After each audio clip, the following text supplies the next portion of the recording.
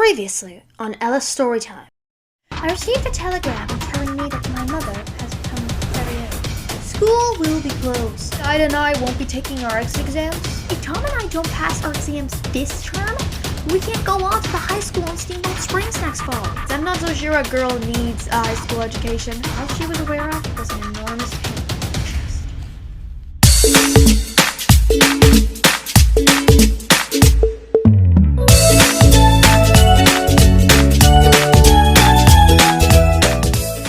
Morning recess, Ida and Tom sat together against the west side of the school building.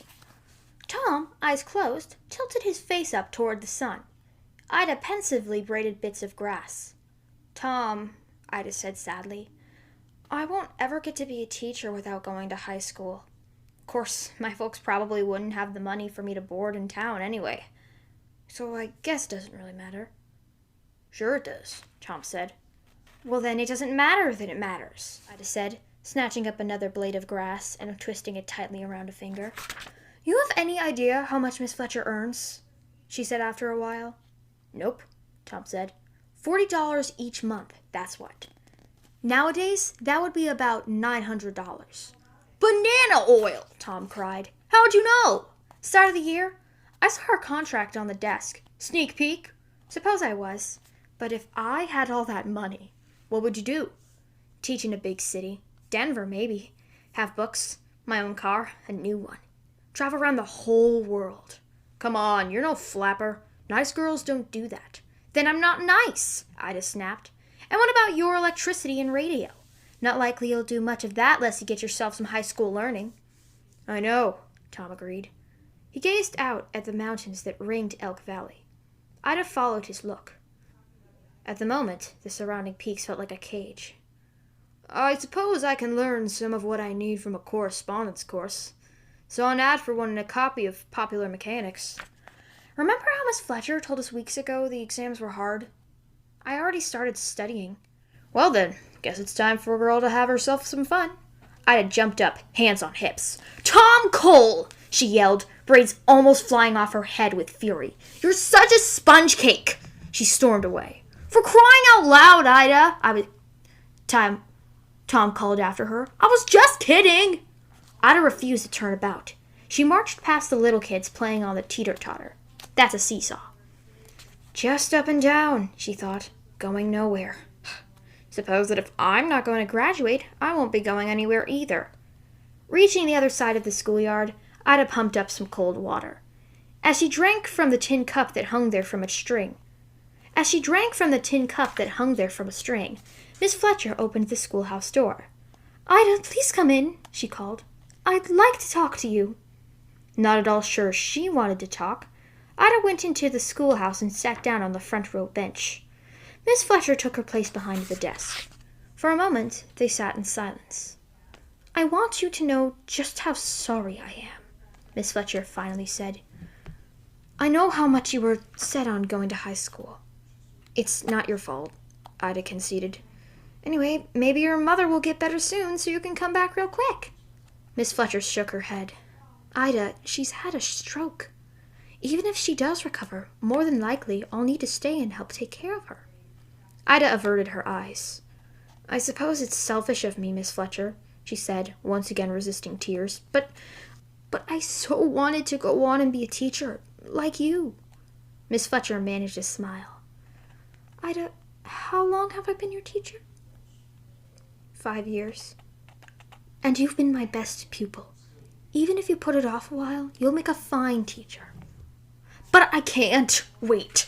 You see, up at our farm, it's been a good year. My folks said that if I passed, and if I found a family I could board with in town, I could continue my schooling. They might be able to afford that this year." She looked up.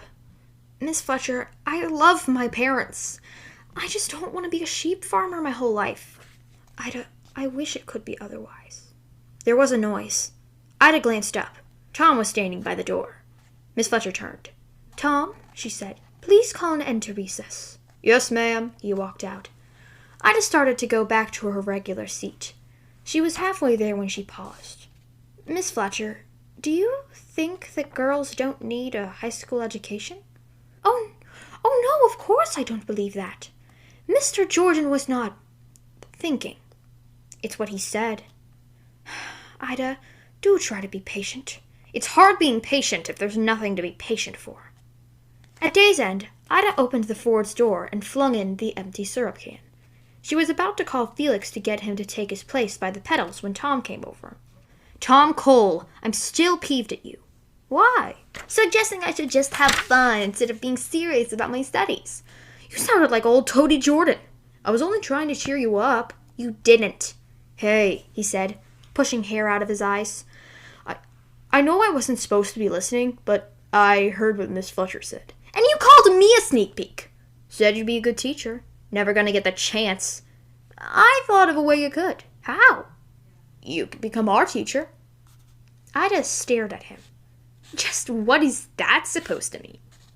You're such a gravy know-it-all, Tom said. You could take over the school while Miss Fletcher leaves. Look, your legs weren't long enough to reach your car pedals, right? So you figured out how to get Felix to work them. So what? You might drive like a half-inch inchworm, but you're getting to school a lot faster than you used to, aren't you? Same thing here. You just have to find a way. Ida glared at him. Are you telling me what to do? Annoyed, she turned away from him. Felix, come on! While she yelled the car door open, her brother squirmed into the cab and onto the floor. Then Ida got in and tied the door shut. Not saying a word, Tom went to the front of the car, ready to crank up the motor as he usually did at the end of school when Ida and Felix went home. A frowning Ida sat behind the steering wheel and set the spark lever, on the left side of the steering wheel, to the 3rd notch, then fixed the throttle lever, on the right side of the wheel, on the 5th notch. Neutral, she said to Felix. Below, Felix pushed the clutch pedal down. Ready! Ready! She called out to Tom, who turned the starter crank and gave the motor a couple of turns. As the motor spluttered into motion, Ida adjusted the spark lever until the engine ran smoothly. Reverse! She called to Felix, who pushed in the reverse pedal while she released the handbrake. The car backed up and swung around, stopping when Ida pulled back the brake lever. Forward clutch! Felix released the reverse clutch pedal, then pushed in the forward one. Let's go! Ida shouted while shifting the throttle lever. In moments, the old Ford was bumping down the dirt road toward home. Ida! Felix called up from beneath the dashboard after they had gone on a while. What? Is something wrong? Did Tom say something mean? What are you thinking about? Nothing, Ida snapped. But in fact, Tom's idea kept turning in her head. Could I really become the teacher? She thought. To be continued.